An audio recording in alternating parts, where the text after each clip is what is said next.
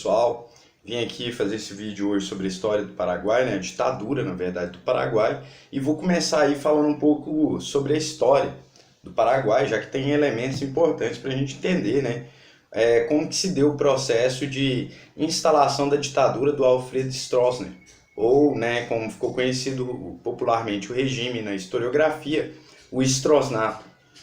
Bom, a independência do Paraguai, ela ocorre dia 14 de maio de 1811, né? E o Congresso do Paraguai vai ser criado em 1813, todo aquele contexto das independências na América Latina. Eu farei um vídeo depois falando um pouco sobre isso, né, em outro momento, numa questão geral das independências na América Latina.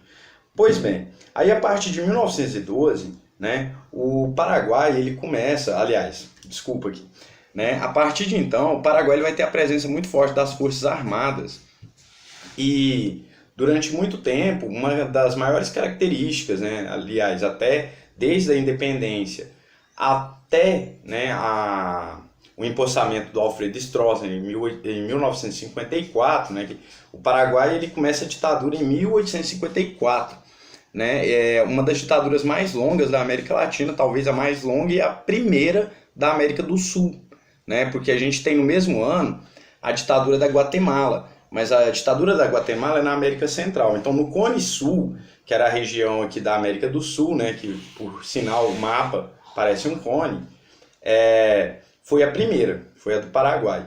Outra questão importante, né, lembrar aí sobre, de forma geral sobre a América do Sul, é que o Paraguai ele vai ser o laboratório da aplicação de doutrina de segurança nacional num âmbito continental, né? Então a gente fala, a doutrina de segurança nacional ela vigora nos Estados Unidos desde 1950.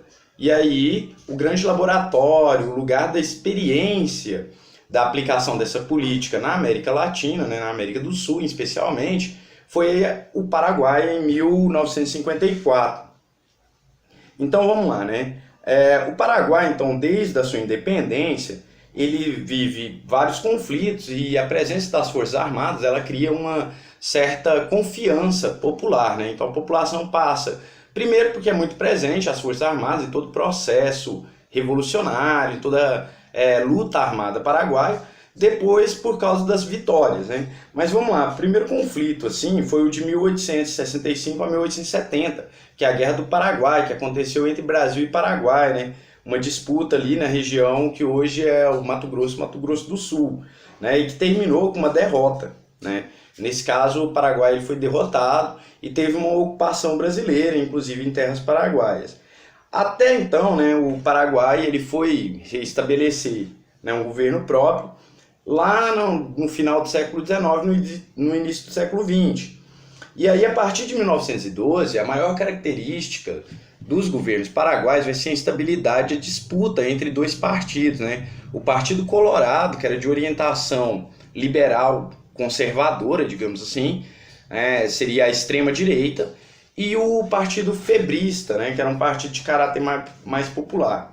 Bom, nesse tempo, então, de 1912 até 1940, vai haver uma alternância política, né? E o Paraguai, em toda a sua história, assim, a gente levanta aí que ele teve 25 golpes de Estado, então é muita coisa, né? O Paraguai sempre, a característica dele foi estabilidade política até o governo Stroessner, porque aí vai durar 35 anos e aí vai ser um período bem longo. Bom, em 1928 até 1935 aconteceu um conflito entre Bolívia e Paraguai, que é a Guerra do Charco, que foi uma disputa na região do Charco, né, na fronteira entre Bolívia e Paraguai, ali por causa da presença de petróleo. Bom, o Paraguai sai vitorioso, né? Então a partir desse momento, o Partido Colorado ele vai instaurar, né, uma política interna e vai meio que aplicar, né, uma imposição a vários setores da sociedade, a filiação do partido. Então isso vai se dar ali no período de 1940, né? Então, só para lembrar, o Tratado de Finalização da Guerra do Charco, que aumenta o território paraguaio, que dá esse caráter de vitória dessa guerra, ocorreu em 1938, 3 anos após, né, o fim realmente do conflito. E aí tem uma coisa interessante, porque de 1940 a 1954 vai ser aplicada a estratégia, né, de criação da suposta hegemonia do Partido Colorado no Paraguai. Então, nesse período, vai ser incentivado, como eu falei anteriormente, né, sobre uma política interna do partido, que você tinha que convencer ou até mesmo obrigar membros das forças militares, das elites rurais, da elite intelectual, né, os professores das universidades e tudo mais, a se filiar ao Partido Colorado, o que nesses 14 anos cria uma hegemonia e possibilita o ambiente do golpe. Né? Aí em 1954, né, o que acontece? Vai ter uma disputa política, mas a hegemonia do Partido Colorado estava tão consolidada nesse período que o Alfred Stroessner ele vai mesmo assim conseguir ganhar, né, as eleições de uma forma fraudulenta, mas ele vai conseguir ganhar as eleições.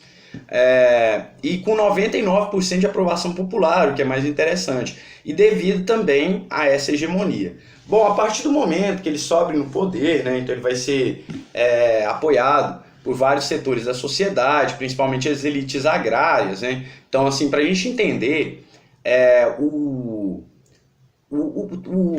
a base de sustentação do regime do Alfred Stroessner, ela foi uma aliança entre a política norte-americana anticomunista, ali, por causa do período da Guerra Fria, como toda ditadura militar na América Latina, foi aí uma questão devido, né, primeiros fatores, o populismo, depois uma influência norte-americana devido ao contexto em que se tem a Guerra Fria, e aí tem toda a política, né, então só lembrando, tem a Operação Condor, tem a Aliança para o Progresso, então tem todo um incentivo na América Latina para que os países da América Latina não tomassem um caminho aliado à União Soviética, ou que contrariasse, de alguma forma, o interesse norte-americano ali naquele período da Guerra Fria. Bom, o que acontece? Em 1954, né, o Alfred Stroessner se candidata e ele vai ganhar com 99% da aprovação, né, popular. Quando ele sobe ao poder, uma das coisas que ele vai fazer imediatamente assim, é criar um pacto, né, assinar um acordo entre o Paraguai e os Estados Unidos, onde ele se comprometia a barrar de forma efetiva o avanço das ideias comunistas na América Latina. E a partir desse pacto, ele vai impor uma política de terrorismo de Estado. Na verdade, é uma receita de qualquer regime opressor ou totalitário. Né? Não importa se a ditadura é de direita ou de esquerda, ditadura é ditadura. E ela tem assim, umas características fundamentais. Né? Eu sempre brinco que a diferença de uma ditadura de esquerda para uma ditadura de direita é a reprodução do discurso ideológico, porque na prática todas elas limitam as liberdades individuais. Todas elas controlam a sociedade através dos meios de comunicação. Todas elas perseguem os seus opositores políticos de forma violenta. Então, na prática, não importa se é direita ou esquerda, soa como sendo a mesma coisa que de fato, a ditadura, né, o regime opressor, onde você vai ter aí a concentração, a centralização dos poderes na figura, né, a centralização dos poderes estatais na figura de uma única persona. No caso do Paraguai, Alfred Stroessner. Então, o que acontece? Então, ali de 1954 a 1960, a relação entre Paraguai e Estados Unidos ela vai ser bem próxima. Né? Os Estados Unidos vai chegar a enviar muito dinheiro para o Paraguai para tentar aí manter o regime alinhado aos seus interesses. Por outro lado, o Paraguai ele desfruta, assim como toda a ditadura militar na América Latina, de um período de certo desenvolvimento, né? Porque ele vai receber dinheiro dos Estados Unidos e vai também receber assim, dinheiro na própria América do Sul. No caso do Brasil, o Brasil vai financiar muito o regime do Stroessnato, né? Do Alfred Stroessner. O Brasil ele vai ser um dos maiores parceiros ali nesse período do Paraguai. Né? Então o Paraguai ele criou uma dinâmica interna onde ele mantinha uma rede de corrupção, né? E aí tem toda uma relação muito mais profunda dentro do regime, chegando inclusive a instituir a prática da pedofilia, né, pelo próprio ditador, porque para quem não sabe, Alfred Stroessner era um pedófilo e ele, a partir do uso da força, ele criou uma rede institucional de pedofilia, qual ele era o principal participante.